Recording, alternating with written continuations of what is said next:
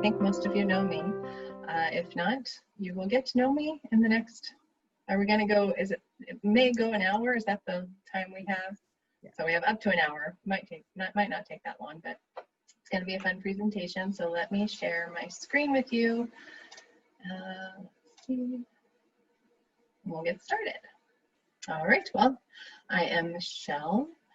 This presentation is going to look at how women can take control of their financial future as they make choices and face challenges about working, having a family, responding to life's curveballs. But before we dive into the full presentation, I'll talk briefly about a couple points that are important to me today. With all that's going on in our world, I feel strongly that you should be aware of how you can make a positive impact on your world right now. Also, if you're feeling like you're wasting your life in a job you hate, then retiring may be what you need to think about. So if you are wondering what you could do to possibly make the world better or improve your life, I will talk a little bit about that. So you could hopefully be doing things that you're more passionate about. So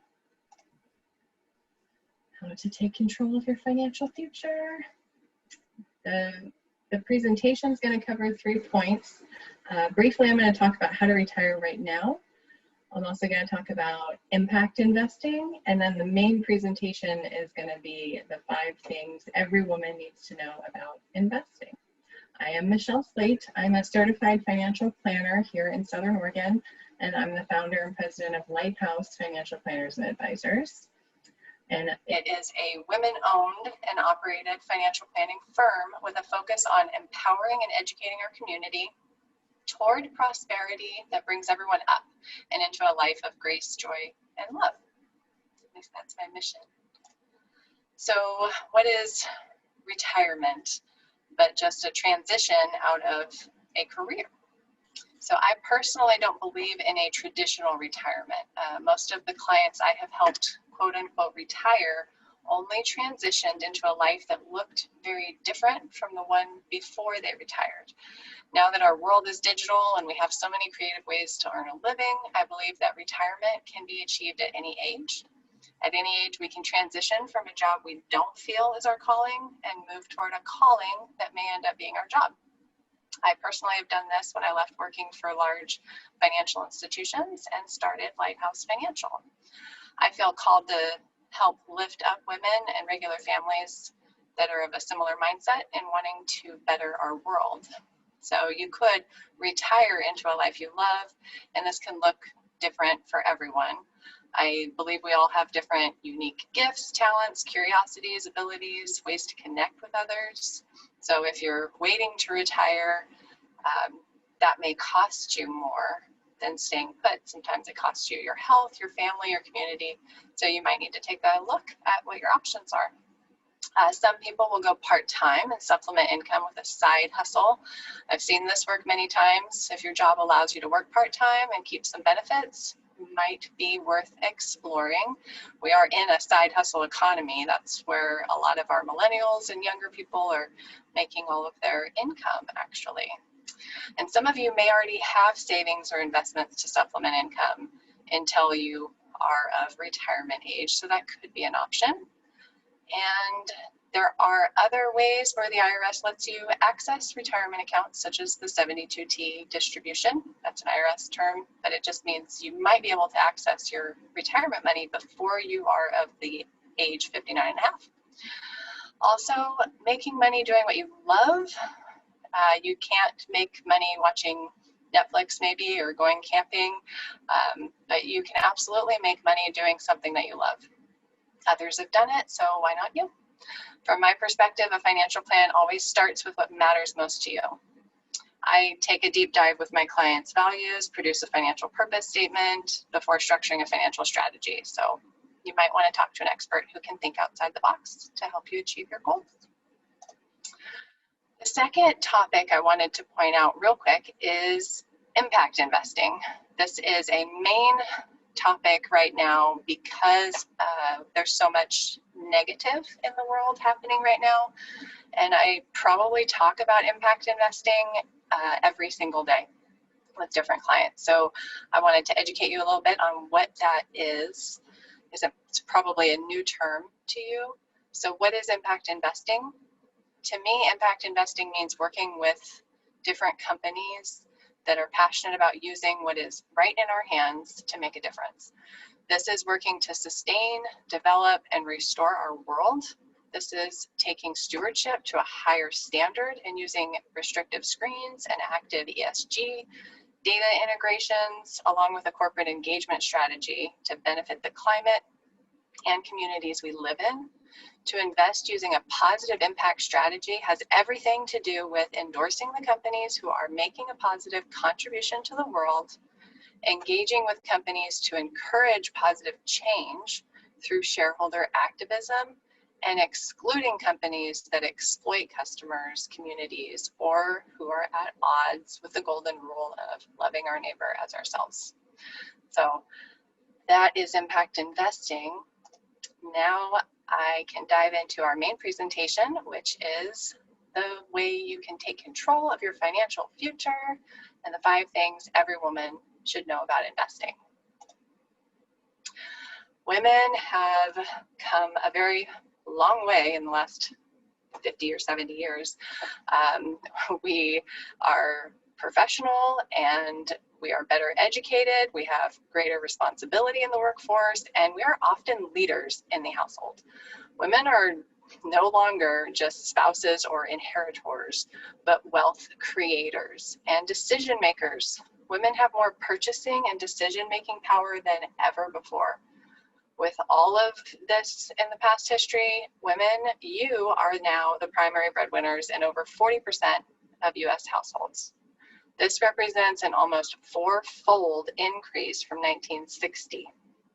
Nearly 66% of you, ages 40 to 79, have experienced a major financial transition, including career changes, divorce, death, inheritances, new business ventures, and retirement.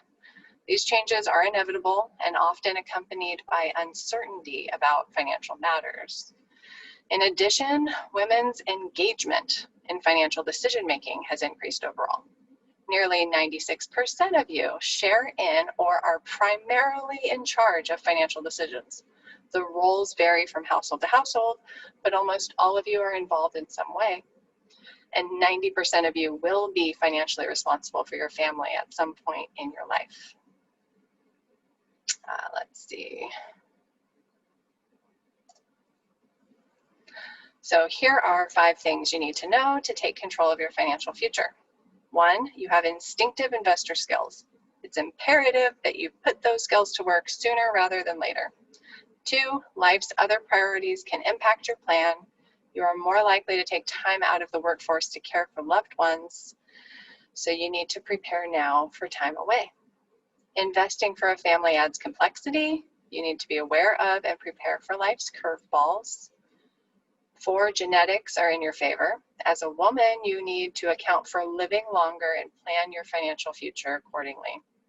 And number 5, partnering with an expert has benefits.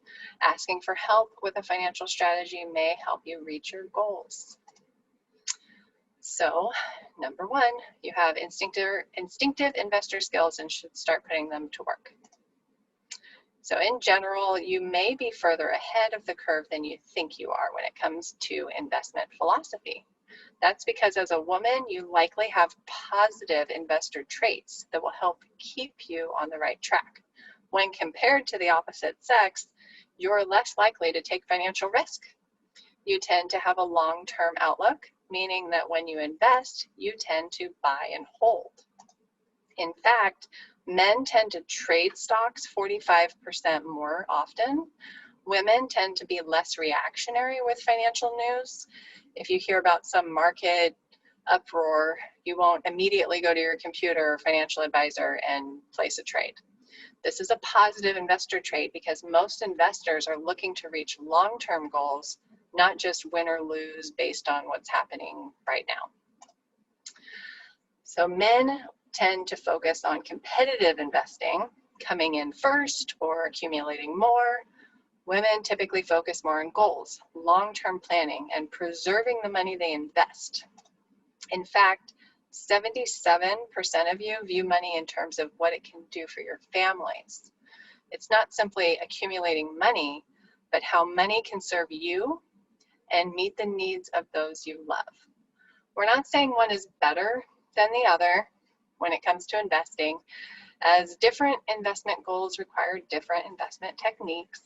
But for long-term investing, women's investor instincts are on the right track. So even with all these innate traits, 41% of you still say that you know less than the average investor. Compare that with only 23% of men who say they know less than the average investor. Many people avoid doing things they don't understand. This may mean you keep money in cash rather than investing in the market. Although cash may feel like it has zero risk, even with low inflation, the purchasing power of cash declines over time. So let's look at how keeping your money on the sidelines may cost you. For the 10-year period ending December 31st of 2018, if you invested $200 a month into a hypothetical medium risk portfolio versus holding it in cash, you'd be looking at an additional $11,214. Now that you can see the difference between investing versus holding money in cash, let's look at your long-term investing power when compared to your male counterpart. So here's why you need to care. Create an investment plan and start putting your money to work for you. You've probably heard of the wage gap, who hasn't, where a woman working full-time makes an average $55,000 a year compared to a man's $75,000 per year. But what you need to think about is how this impacts your investing power. Let's say that you invest the same percentage, 10% of your salary as your male counterpart, and that you both get an annual salary increase of 3%. If you both invested in a portfolio that generated a 7% average annual return, at the end of 30 years, your male counterpart would have $379,000 compared to your $257,000. This phenomenon is called the gender investing gap. That means that you'd need to either invest a larger portion of your salary over time or earn a higher rate of return to have the same amount saved for retirement. Now that you know you have instinctive investor skills, don't be afraid to dip your toe into the investment pool. Here are some ideas that can make it less intimidating. Work with a financial advisor who can help you start putting those instinctive investor skills to work and guide you through investing for the long term. Reevaluate your cash positions and see if it would be better to invest it. Keep contributing to your retirement plan at work.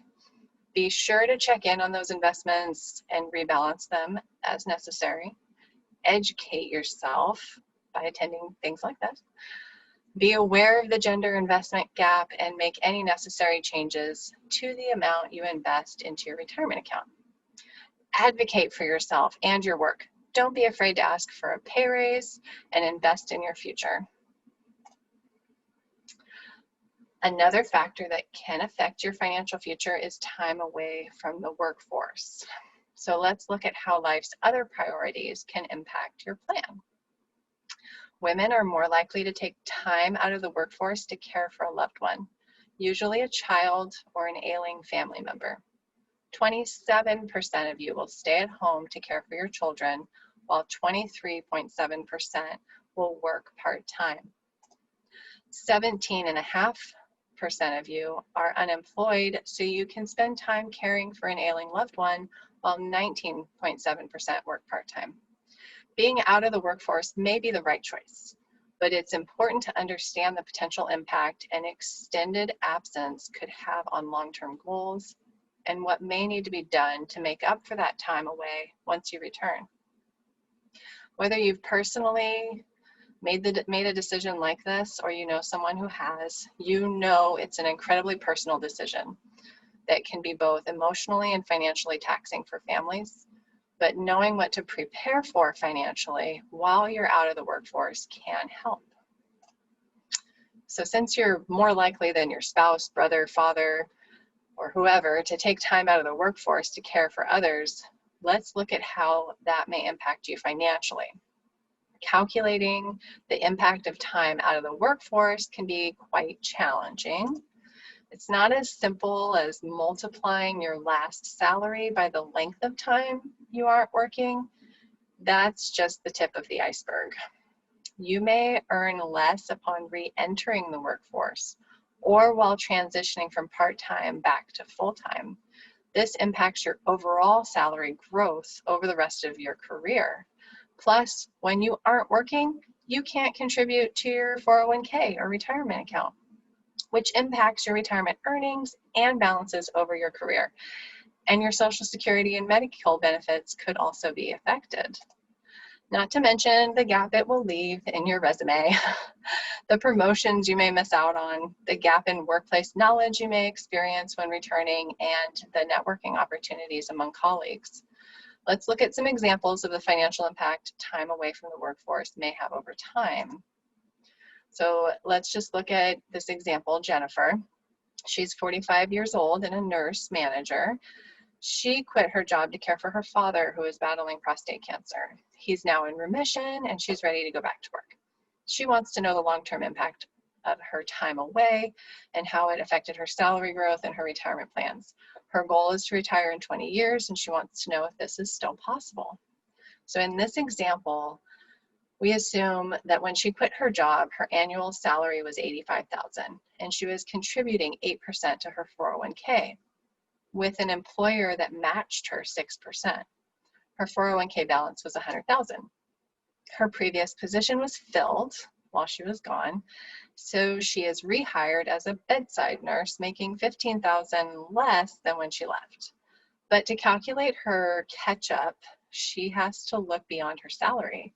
She needs to add in 401k contributions, matches, investment earnings, and salary increases. Then she needs to compound that over the next 20 years that she plans to be in the workforce. When all of that is calculated, 1 year out of the workforce will have a total impact of $30,800 in salary growth and $92,000 in 401k growth over 20 years. These figures assume that Jennifer is invested in a moderate medium risk portfolio.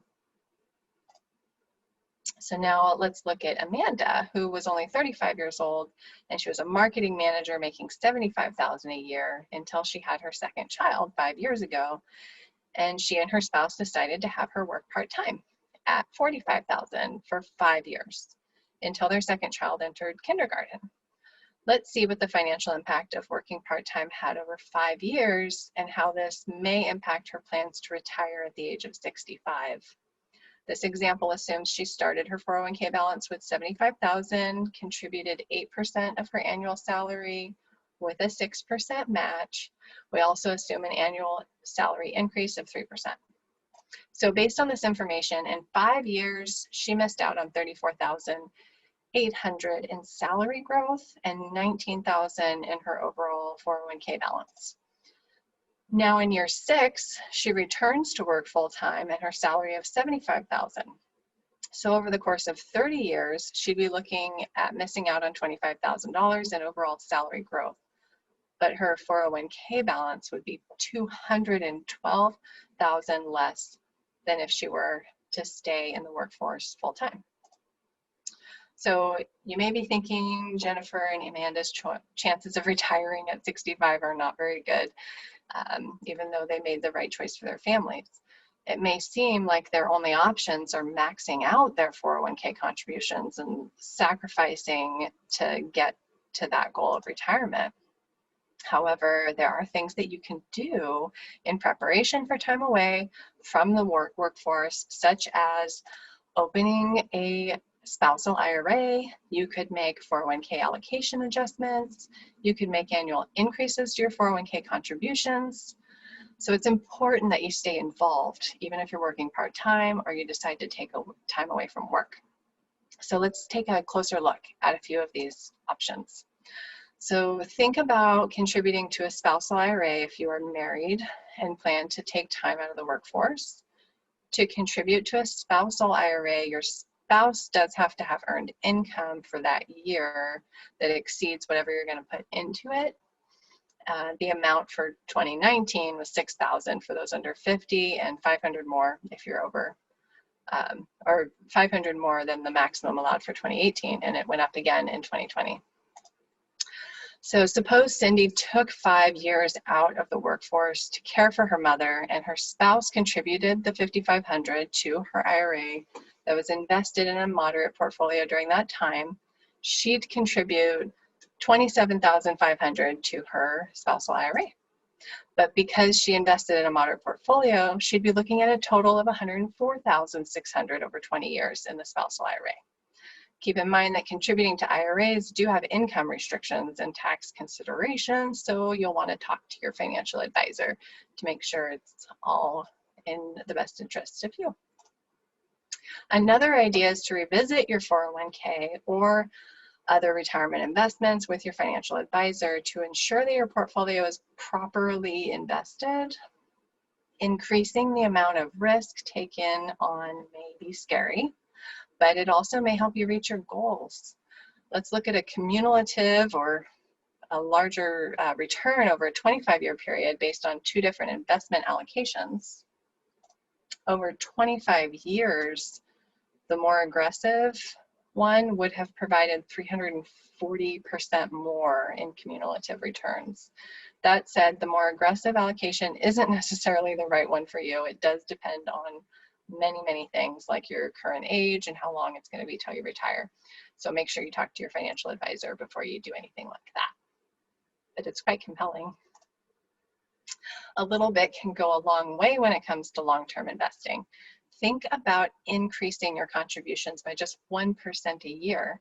Over time, with the compounding factors, a 1% annual increase could add up.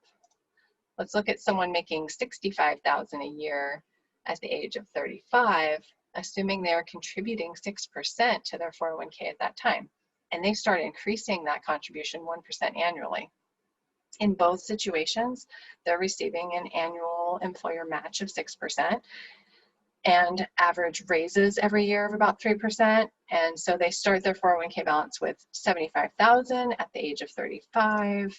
So in this scenario, the person who increased their 401k contribution by 1% per year would be looking at an additional $264,000 more in their 401k at the end of 30 years versus keeping just a static contribution rate of 6% over that same time period. So in this section, we will discuss how investing for a family does add complexity. We'll look at investing as a couple and common life events such as divorce and having children that present unique investment challenges. As a single person, you're able to set up your own financial goals, which can make investing easier. When married or in a committed relationship, your goals become our goals, which can make investing as a couple more complicated. But often, investing together is a smart strategy. Here are some things to think about. Understand each other's goals and fears regarding finance. To find common ground, couples need to know as much about the other's investing styles and tendencies and their financial successes and failures. Commit to working as a team. You both need to take an active role since you are now investing in our future. It is not uncommon for one party to take control of the financial decision-making in a relationship, but doing things together can help ensure common goals. So develop a strategy together with a financial advisor. Once you understand your spouse's views on money and their habits, and once you're committed to investing together, partnering with a financial advisor to help develop a workable investment strategy can make it easier. And stay focused on goals. Keep in mind that investing together is a long-term process and requires an ongoing commitment. Review your plan often. Doing so can help you make course corrections as new circumstances arise. And remember that communication is key. So we talked about investing together as a couple and how with effective communication and the right guidance, you can successfully plan your financial future. It's important to give some thought to life's what ifs and work with a financial advisor to plan accordingly. One of life's biggest what ifs may be having children. 40% of US households have children, and the approximate cost of raising a child is over $200,000. So let's discuss how children may impact you and your overall investment plans.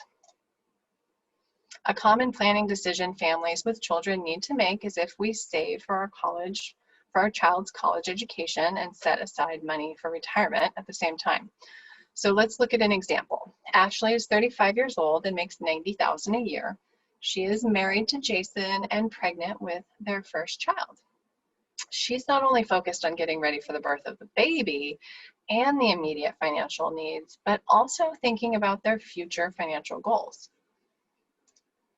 She knows it is important to stay on top of her retirement plan so her child doesn't have to support her in her old age, but also knows college is going to be expensive and the cost can be more manageable if you save early. The average cost of tuition, fees, room and board of 4 years at a public school in the year 2036 is estimated to be about $193,000. And the rule of thumb for what you need to save for retirement is 10 to 12 times your current income. Oh, it's overwhelming just to say out loud. So here's an example of how a family may be able to do both. This family has a total of $400 a month to invest for the first year. $300 is put into an employer-sponsored 401k plan and $100 into a 529 education savings plan. They increase the amount per month by $25 a year in both of those accounts for 18 years. After 18 years, they will have a total savings of $113,470 in their 529 educational savings plan, assuming an average annual return of 5%. After 18 years, they stop contributing to the 529, and then they move that contribution over to their retirement. After 33 years, they will have $1,043,447 in their 401k, assuming a 7% average return, and it doesn't take into consideration if there were any employer matching. So using this plan, the family was able to save for both education and retirement. Of course, families can adjust the amounts invested based upon their unique investment goals and financial situation. With 18 more years until our little ones leave home, time would seem to be on your side. But as the saying goes, blink and they're grown. Now is the time to start taking steps that will set your family up for financial success. Adding a new member to your family comes with a lengthy list of responsibilities, so don't try to do them all at once. Financial to-do lists, prioritize and tackle the most important items on your list first. Budget. Pregnancy and the first several months of your baby's life can have some extra costs. Insurance. Review your health insurance policy and consider life insurance. Estate planning. Now that it's no longer just the two of you, you'll need to create a legal plan, like a will or a trust, for the care of your children and their financial future if anything were to happen to you. Discuss these goals with your financial planner. They can help set up your family's plan for financial success.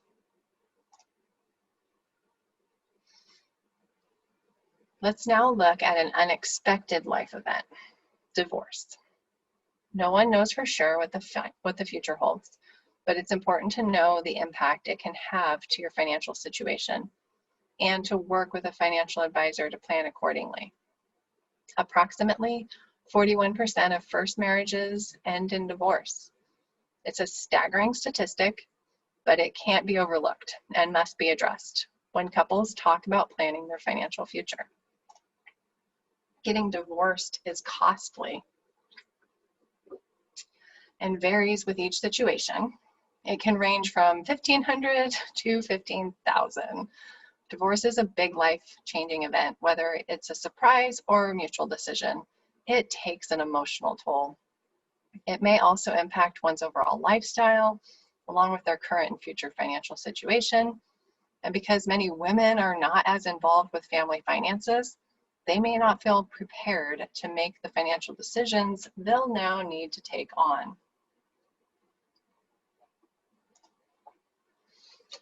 Since most women also depend on Social Security for their retirement income, let's look at the impact divorce may have on those benefits. You can receive benefits based on your ex-spouse's work record if your marriage lasted 10 years or longer, you continue to remain unmarried, and you're 62 years old or older. However, any retirement benefit that you're entitled to receive based on your own work record must be lower than the benefit you'd receive from your ex-spouse's record. You can't collect both. You only get to collect whichever is higher. As a divorced spouse, the benefit is equal to 1/2 of your ex's full retirement amount if you start receiving benefits at your full retirement age. The benefits do not include any delayed retirement credits your ex-spouse may receive. There's a few considerations. If your ex-spouse has not applied for retirement benefits, you can still receive benefits on their record if you have been divorced for at least 2 years. If you remarry, you generally cannot collect benefits on your former spouse's record unless your later marriage ends, whether by death, divorce, or annulment. Very technical. Divorce can happen at any stage of life, though, and may change your financial goals big time. Consult with your financial advisor before and after divorce just to make sure you're educated. They can be instrumental to make sure that you are on the right track. Here is some helpful tips that an advisor would be able to assist you with when going through a divorce. Creating a financial strategy based on a single income, current assets, and what's needed to be on your own.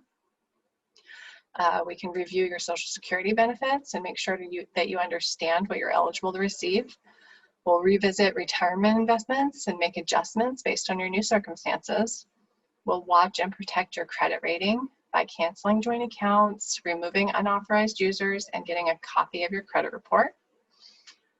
Understanding tax implications when splitting assets so you aren't shocked with all of the taxable investments. Know which investments are pre-taxed and which ones are tax deferred.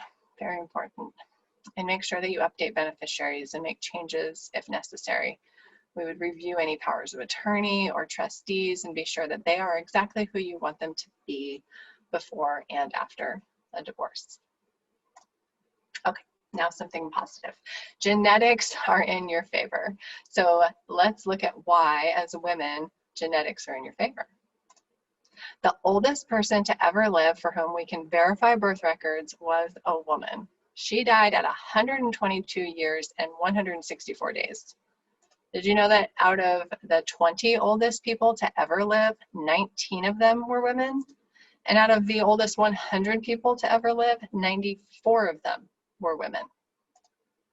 We know women often live longer than men, but how much longer? The average age of death for a male is 76, while for a woman it's 81. Based on this, you would think a woman should plan on living alone for about 5 years, but for couples, you need to take into account that women are typically a little bit younger than their husbands. So this means that on average, a married woman might be wise to plan on living for 7 years or more past her husband. Let's look at an extreme example. Janine Calment, historical, the oldest woman to ever live, died at 122 years. Her husband died at the age of 73 when Janine was only 67. She was a widow. She was a widow for the last 55 years of her life, a far cry from the average of 7 years. So let's look at how a woman's life expectancy may impact your retirement planning. Women can expect to live about 16 years after the age of 65, while men can expect to live about 11 years after the age of 65. In order to plan for your retirement, let's look at the possibilities of where your income may come from. On average, approximately 9% of retirement income comes from personal savings. This could be bank accounts, stocks, bonds, mutual funds. Approximately 18% comes from a pension or a company-sponsored retirement plan like a 401k, and 30% comes from part-time employment and earnings. The largest bucket of money for most retirees is Social Security. On average, it makes up 35% of income in retirement. In fact, one study showed that 4 out of 10 women over the age of 65 who live alone depend on Social Security for nearly all of their income. This is likely a challenge for many since the average monthly expenses in retirement are around $3,800 and the average monthly Social Security benefit is $1,461. So let's take a look at what some of the details of receiving benefits from Social Security look like. Social Security is calculated based on your highest paid 35 working years. This table provides what the Social Security Administration defines as your full retirement age based upon your year of birth. If your full retirement age is when you qualify for your full Social Security benefit. So if you filed for Social Security before your full retirement age, you will receive a reduced monthly benefit. And this is a permanent reduction. It's not going to go up once you take it. So here's an example of the benefits Social Security might provide. For this example, we assume that the person was born on June 5th in 1957, is currently still working, earning $80,000 in Social Security eligible earnings. This example assumes the individual works every year until benefits are received. So here we can see the longer the person waits to collect their Social Security benefit, the bigger the payment will be. So every 12 months past your full retirement age that you postpone starting Social Security, your benefit increases by 8% up until age 70. However, everyone's situation is unique. In order to have a better understanding of what you might qualify for, speak with a financial advisor. I always say, if you can just tell me when you're going to die, then I can tell you when to take Social Security, but nobody knows that, right? So next, let's look at how your spouse's full retirement age may impact how you should file for Social Security. So remember that as a woman, you're likely to live longer than your husband. It's important to work together when planning Social Security benefits because it does affect you both. If your spouse's average income was more than yours, which it most likely would be, depending on when they decide to take Social Security, their benefit may be higher. Once your spouse dies, though, you have the choice to take over their benefit or keep your own, whichever is higher. Let's take a look at a hypothetical example. In this example, we assume that Dan and Dorothy are married. Dan was born in 1955, and during his last full working year, he made $120,000. He retires at 63, and we assume he dies at 76. Dorothy was born in 58 and will make $80,000 in her last full working year. First, notice Dan's monthly benefit amount if he collects his Social Security at 63 and 3 months in 2018. His monthly check would be $2,032. But if he waits until his full retirement age of 66 and 2 months, his monthly benefit would be $2,522. Meanwhile, Dorothy, who is 3 years younger and makes $80,000 during her last full working year, if she decides to wait until her full retirement age of 66 and 8 months to collect her benefit, her monthly check is $2,162. So she lives until the age of 81. From this example, we can see that it would only make sense for Dorothy to use Dan's benefit if he waited until full retirement age to claim his benefits. If he starts collecting his check early, then Dorothy's check would be higher, even though her annual salary was less. So it's important to discuss this and plan for the future to make sure that you're maximizing the benefits that you're going to receive from Social Security. So things to remember. As a woman, you should plan to outlive your spouse. You need to plan for retirement income beyond Social Security, and you need to work with your spouse to determine when each of you should begin collecting Social Security benefits. You might be wondering, where do I go from here? What can I do to control my financial future and feel financially secure? There are 3 practical things you can do now. You can prepare, plan, and find a reliable expert to help you with your financial goals. So let's look at the 5 misconceptions real quick of working with a financial advisor. Some people believe that you need to be wealthy to work with a financial advisor. That's certainly not true. Actually, when planning for your financial future, it's less about how much money you already have and more about your circumstances and life transitions that you're experiencing. One of the other misconceptions is that financial advisors are expensive.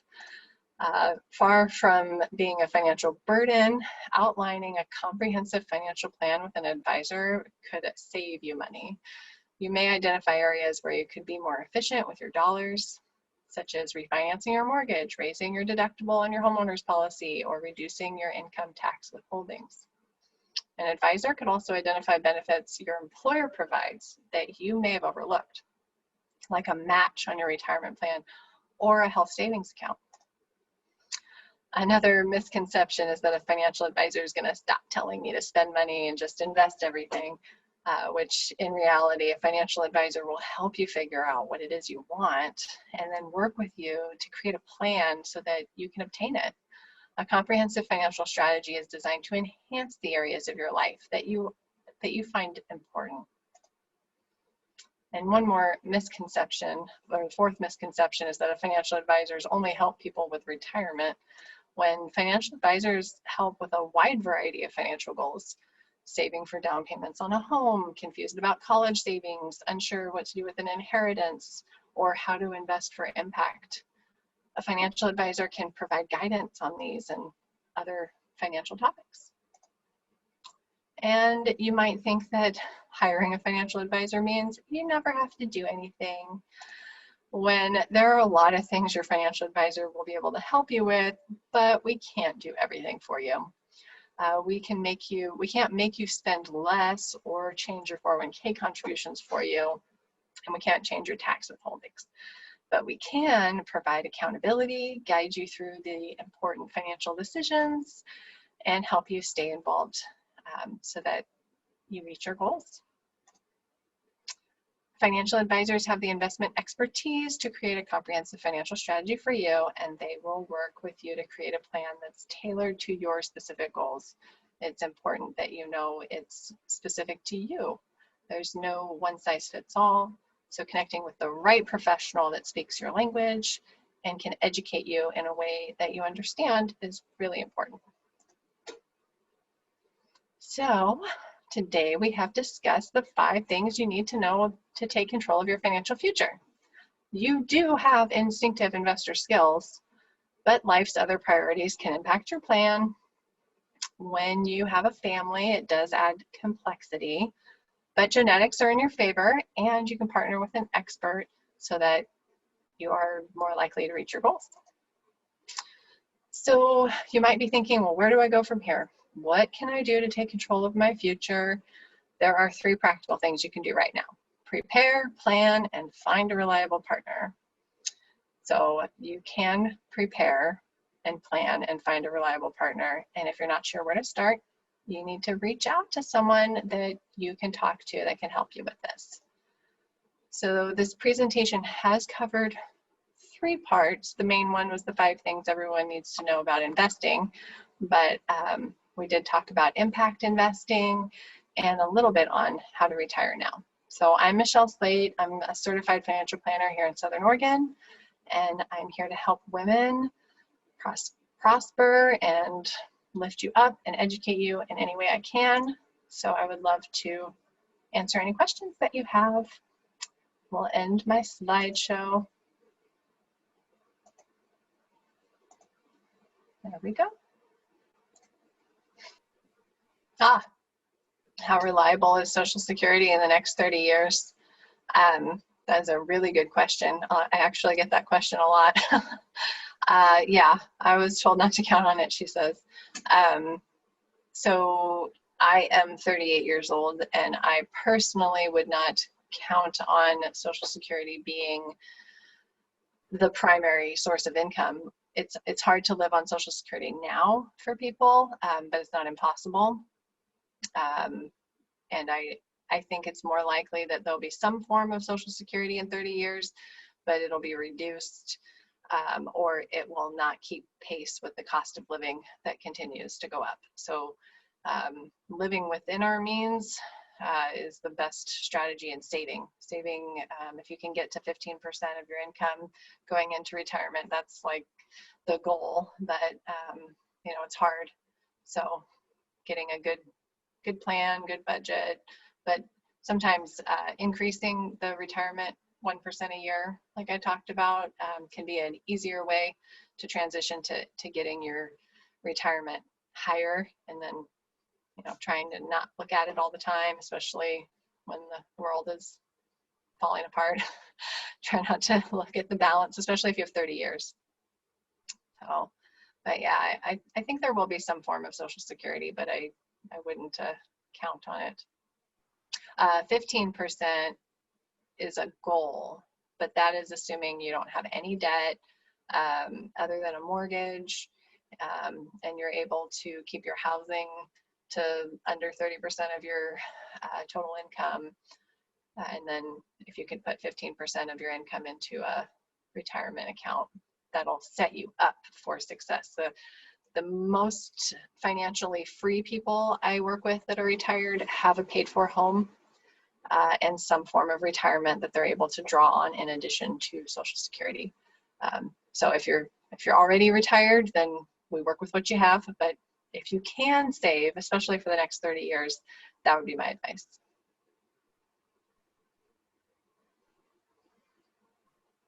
You can't count. How can you count on 7% a year in investing?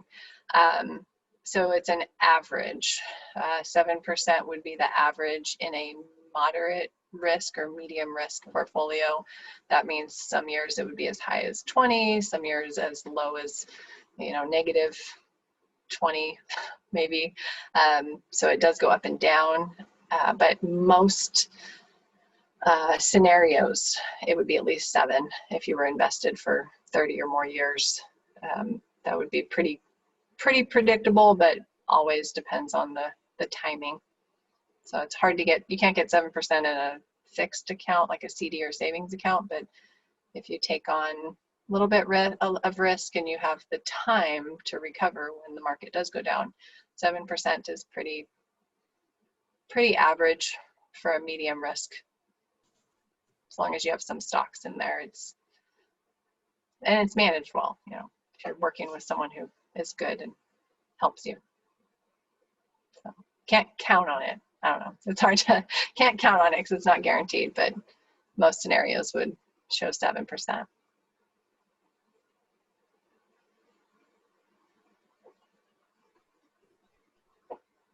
Are there any other questions? It looks like we have a Q&A entrance, and is Anna. They just said thank you. Oh, thank you, Anna.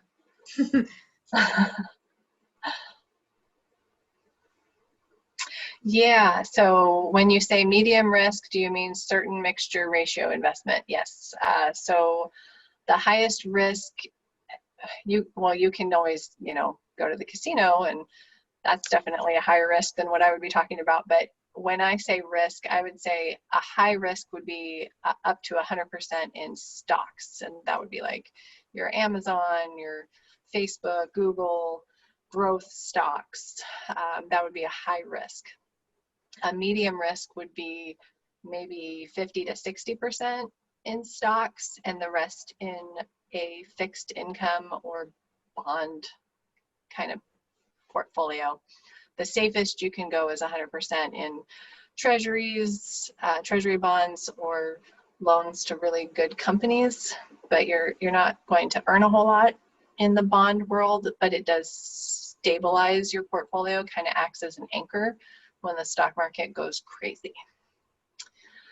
So the stocks grow over time, but the bonds stabilize typically. So that's the average way to explain it, the easiest way to explain it. So let's see, what are some examples of fixed income investing? That would be like a bond, which is a loan. If you think of a mortgage, when you get a mortgage, you go to the bank and the bank loans you money and you pay back with interest. When you're investing in bonds, you take the position of the bank and those companies pay you back with interest. So depending on how good of a credit score those companies have, those are considered safe bonds, and the safer bonds don't pay as much interest. It's the same thing as if you didn't have a good credit score and you went to the bank and got a mortgage. So different credit ratings return different results when it comes to fixed income investing. There's also stocks that pay dividends. I think some popular ones in recent years have been Wells Fargo, General Electric. They typically pay those consistent 3% dividends. So those are income stocks that are almost like fixed income, but would be considered more of your value stock instead of growth stock. So it is lower risk to buy stocks that pay dividends versus your Google and Amazon that are just trying to take over the world. Those would be growth oriented.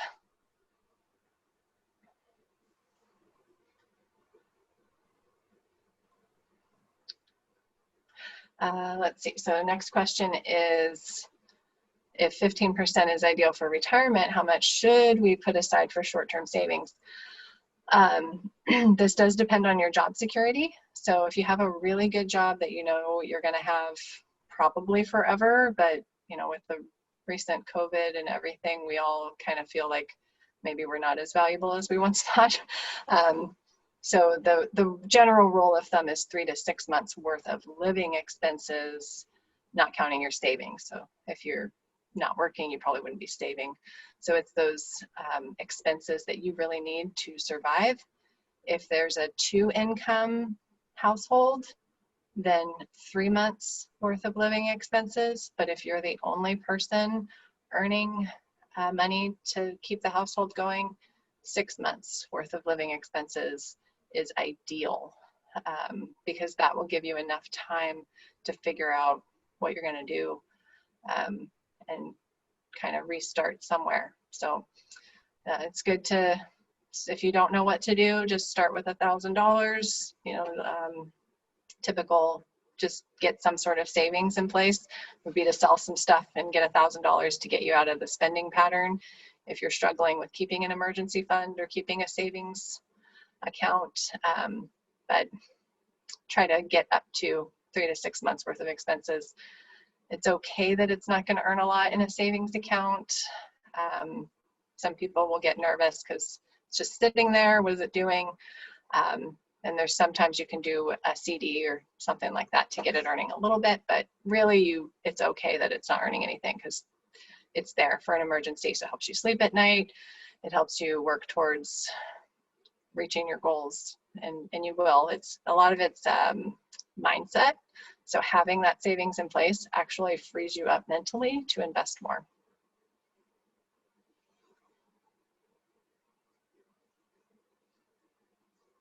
These are great questions. That makes sense. I wouldn't have thought of that, but that's a good way to look at it. Yeah. Yeah. All right. It is 7:01. Is there any last questions? Feel free to reach out to me. Oh, okay. Yeah, I am available, and I don't charge for my time or anything like that. So if you have any questions offline, you want to reach out to me. I love getting questions. I'm a financial planner, certified financial planner, but I have a master's in education and a master's in business. So I love teaching. So if you want to learn stuff. In case people want to reach out to you, do you want to add either your email or your phone number to the chat sure. so they can see that? Yeah, I'll put that in there. I think it might be in the when they signed in. Oh, good. Or when they signed up. I don't know. All right. I think that is everybody's questions. I'm going to go ahead and stop recording, and then we will end the program. Thank you guys for attending. Make sure to check out any upcoming programs on our website. and have a good evening. Thank you. Thank you for hosting. This was fun. This was good. Absolutely. Thank you. I learned a lot. Anytime. Have a good night. All right, you too. Bye. Bye.